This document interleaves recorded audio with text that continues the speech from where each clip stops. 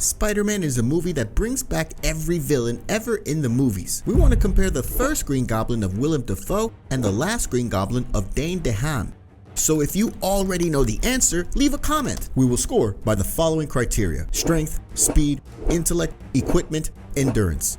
Strength. Both goblins have a superpower. However, this point is quite obvious. Dane DeHaan wasn't a difficult adversary for Peter, and let's keep in mind that he was exhausted after his fight with Electro. Just watch this scene. As soon as he took off his skateboard, he was knocked out. The only thing he did was break Peter's heart. As for Willem Dafoe, he is the strongest Green Goblin of them all. He almost killed Peter Parker. His face was so exhausted that it was hard not to be hurt looking at it. It was an even fight, and it seemed like the Green Goblin was about to win. But no, this is a superhero movie, so it has a happy ending. Willem Dafoe gets a well-deserved point. Speed.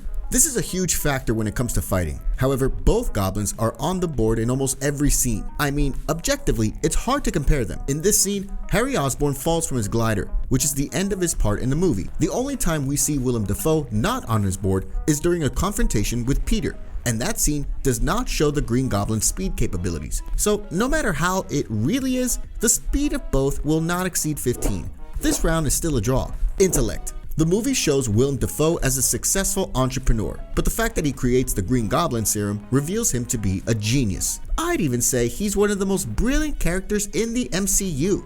What? Bro, what are you talking about, man? However, the funny fact is that the serum that gave him the power drove him crazy. This leads me to a discussion. How could he be so stupid to take the serum instead of paying another person to do it first? He made such a foolish mistake. As for Dane DeHaan, power and inventions were passed down to him from his father. Still, he was quite a smart kid, knowing which outfit he had to get. And with no experience, he flew his skateboard perfectly.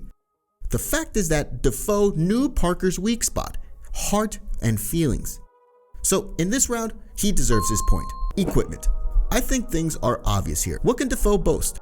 Well, a spectacular costume and explosives that turn people to ash. Oh, I almost forgot an important detail: the spear that almost killed Spider-Man. However, this gives no advantage against DeHaan, who had a technology outfit, including health regeneration. And it wasn't just a first aid kit that maintained his health, but a whole mechanism that restored internal and superficial injuries. The fact that the suit cured Harry of the virus he was infected with is sufficient. His stylish metal suit, pumpkin explosives, and pizza knife bring Dane DeHaan to the victory in this round. And the final round, which will determine the winner, is endurance. How long can an adversary last in a fight? That's a very important factor. I recall at once how Peter Parker knocked out DeHaan easily and quickly. Meanwhile, a wall fell on Dafoe, after which Peter epically threw him back against the wall. P.S. The last comparison was Spider-Man's battle, and believe me, his punch is strong. After that, the Green Goblin dies due to his hate. I feel compelled to say that Willem Dafoe takes the point in this round and becomes the winner of our quiz. Do you agree with us? Write your opinion in the comments, and don't forget to subscribe to the channel to learn more interesting and informative content.